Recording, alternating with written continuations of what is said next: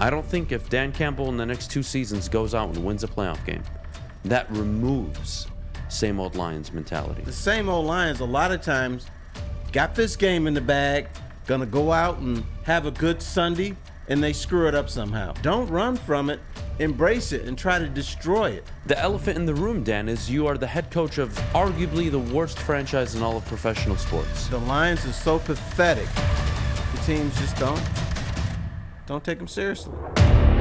All right, Terry, Dan Campbell said he's embraced the same old Lions mantra, something that upsets him and that drives him, motivates him to have success in Detroit. If you remember his original, not only press conference, but really the first few weeks of Dan Campbell as the Lions head coach, before we ever saw him on the field, he was very mindful of Detroit, blue collar, hardworking. He said all the typical right things that. That's what everybody says. I know, but just to give context, this is something he's done since day one, and for him to say the same old Lions mantra is something that he has his eyes on. He understands it, and he wants to use as fuel and motivation. I'm not gonna call it BS, but what I'd say is it's something I think that can bite you in the ass. Because same old Lions isn't just, it's a multitude of things. It isn't just losing, how you lose, right? Blown leads, never winning the division since 91. 93. Last division title or playoff win, 91. That is the same old Lions. And I think for the Lions, if I'm honest, and Terry, I would love for you to correct me if you think I'm wrong on this. You know what? Nobody's going to be right or wrong. I may disagree, but I think there's a right or wrong on this. Hear me out. I think for the Lions, under Dan Campbell or any coach, to get rid of same old Lions as a catchphrase or a saying or something that's spewed by media or even fans themselves, for you to get rid of that requires, in my opinion, in a 10-year window, you've won your division 3 to 5 times. You've won multiple playoff games. You've been to at least 1 or 2 NFC championship games. You've built a contender for a decade. And yes, you're going to have some down years, right?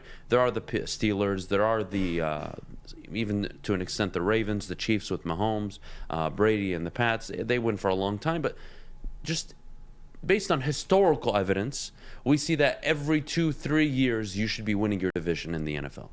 And I think you do that for a 10-year window. I believe you escape same old Lions as long as you have playoff success. You've built a contender.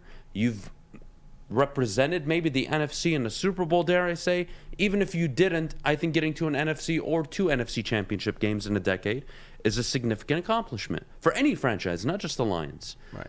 And why I'm saying that, Terry, is you look at the Browns right now, and we'll get to the Deshaun Watson thing later as well, but the Browns had playoff success recently, and they've suddenly changed quarterbacks, gone in a different direction. Deshaun Watson, very, very unclear what this team is going to look like for 8 weeks, maybe 6 weeks, depends on how long he's suspended, what they're going to look like, what the record is going to be, and what's their future.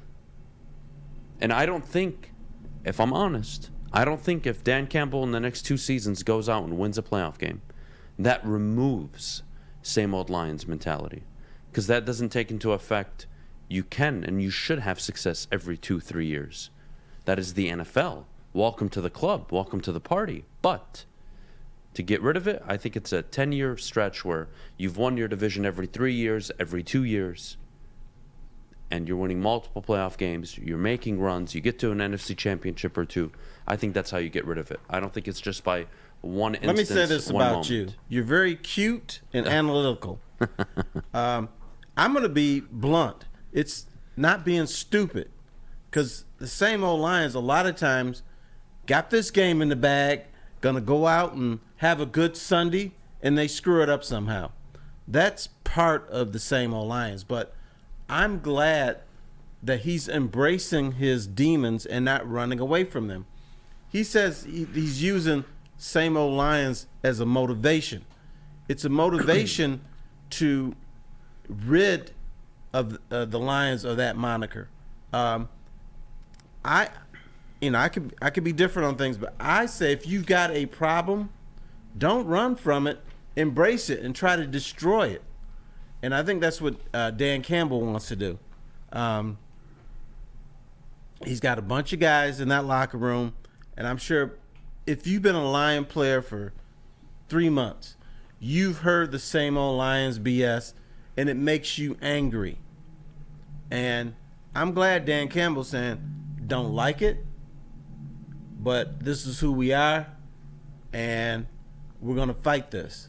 And I think that's a great thing. And I don't think you should be silent on, the elephant in the room. The elephant in the room, Dan, is you are the head coach of arguably the worst franchise in all of professional sports. Definitely in the NFL over the last 58, 59 years. Fair? Right. Fair or not? Whether we like Brad Holmes and everything that's going on, it's irrelevant. Historically, you are one of the worst franchises in the NFL. That is the reality. So, yeah, I think it's a good thing. I like that we're addressing the elephant in the room. I don't like when things happen and no one really says anything because, well, we're not trying to cause a problem or we're not trying to bring something up that's a little awkward. No. Address it right away, immediately. Communicate. I don't mind it. Now, I like what you said. Don't be stupid. Don't make stupid decisions. That's a big part of it. Maybe I push that to the side a little bit because I'm a big fan of Brad Holmes. I think they have somebody in the front office now that is legitimately qualified to be a GM in the NFL. Having said that. Yeah, but what I'm talking about, don't be stupid, that comes from the coaching and player side. Oh, not just the front office. Yeah, there's been plenty of times where Lions not got a going for game. it on 4th and 1 with Jim Caldwell. Right. You either get scared or you for instance, let's go back to the Sterling Sharp play. And the Lions about to beat Green Bay in a playoff game. All of a sudden, the whole secondary doesn't get the memo of what coverage they're in. Some guys thought they were in cover 2. Some guys thought they were in cover 3. And this is a famous scene. Sterling Sharp catching a ball in the end zone. The closest person to him were the fans in the first row. And the Lions lost the playoff game. They should have won. That's what I'm talking about, being stupid. How can you go an entire season as a secondary? We're calling defensive plays, and you get it right every freaking game. Then when it's time to advance in the playoffs and win your first playoff game, half the dudes think you're in cover 2, half think you're in cover 3. How does that happen? That's a franchise that's dysfunctional. That's a franchise looking to lose. That's a franchise that doesn't know how to win. So getting rid of same old Lions, to me, your big picture thing is correct. But first you got to correct the small stuff. Like, okay, when I'm backed into a corner, or if I'm playing this one play to decide an important game, I got to be on point. Often the Lions are not on point. That's same old Lions. This stupidity just reaches the back of your mind some way, somehow, and you know it's going to happen on a consistent basis. That's the same old Lions that Dan Campbell needs to get rid of. It's the same old Lions that Dan Campbell is fighting, and he's not running away from it. Good for him. And let's be honest, we saw it at times last year, and maybe it's not fair to give him the SOL tag on a team that we all knew, well, at least some of us knew, was going to be one of the worst teams in the NFL. And some of those 4th down calls were questionable, stupid at times, but you also saw moments where I could respect even if it didn't work. I could respect it. Look at the Minnesota loss. If you recall, they went for it for 2 points later in the game to take the lead instead of tying it, I believe. And that is something that would never happen prior. Wouldn't have happened under Caldwell, Patricia, Schwartz. I liked that a lot, actually. And had they not made the 2-point conversion, even though they did give up a field goal, the game was over, whatever. But the point is, had they gone for it and missed, I would have been just as pleased with the fact that, well, that's a mentality change, Terry. And we talked about this a lot. I don't want Dan to change his aggressiveness now that his team is a little better and they'll be in games more. I do want to see the same aggressiveness, but like Brandon Staley has to learn, pick and choose your moments. Not every fourth down is win or go home. And I also think this team won't be in as many situations as they were last year because they're going to improve. They were the worst third down team in football last year.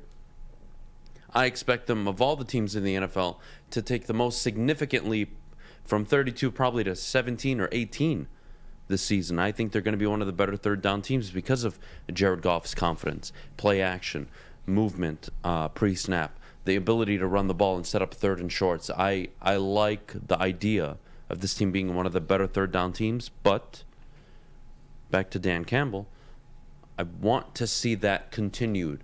When you're about to win a game, are you playing to win or not to lose? And that's a mentality we've seen really forever with this team. It's play not to lose. 4th and 1 in Dallas. True.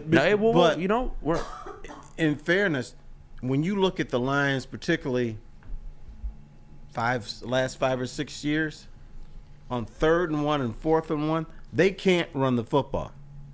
Because if they do, they're not going to make it. That's why they do rollout passes. That's why they may go upfield a little bit more.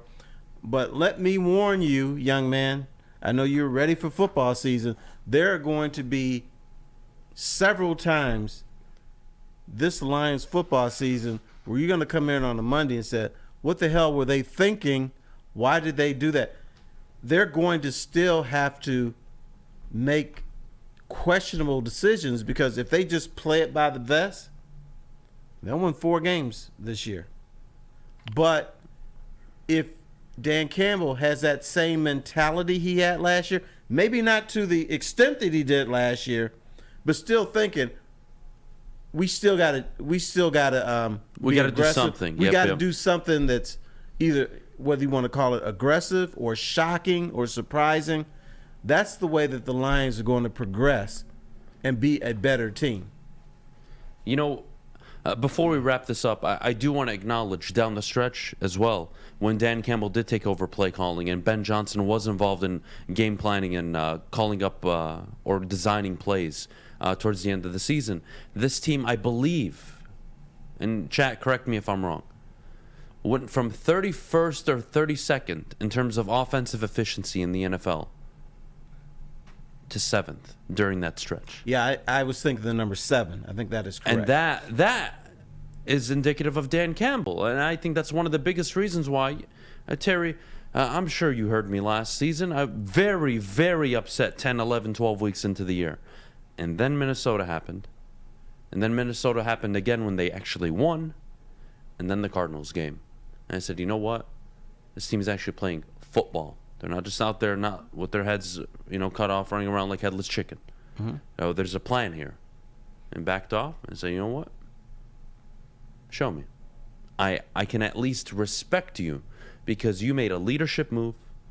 And over the course of the weeks that you were in charge of the offense, it was much, much better than what it was under Anthony Lynn. I can do nothing. I am not willing to go there yet. I need to see them do this in the first month of the season.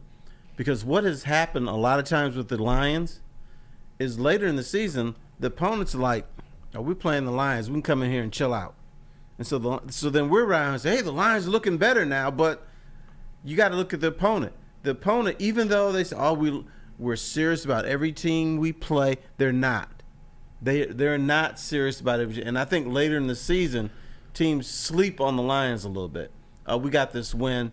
And I've been a bunch of opposing locker rooms, and they're losing at halftime. And the first thing I hear from players, coach came in, cussed us out, saying, you got to play. This is the Lions. I don't care if this is the Lions. You still got to play ball. And so they usually play better in the second half, pull out a victory. Lions look like they're world beaters in the first half, but then they can't hang on in the second half. But I think a lot of that has to do with teams don't take them seriously in December. Like Green Bay didn't even play their team in the last game of the season. They had nothing to play for. And I think there's a mindset that the Lions are so pathetic, the teams just don't take them seriously. The Packers game last season, I think, is fair to bring up. I would point to the Cardinals and the Minnesota game. Those were still relatively early on in the season, not so late. That was about week 12 or week 11 or 12. But weren't the Cardinals fried by then? I mean, No, the Cardinals did not play good football. Not necessarily. They were one of the better teams. They had suffered recently a few injuries, but they were still more than capable of beating the Detroit Lions, but they didn't. And I don't want to take too much credit away from how they game planned.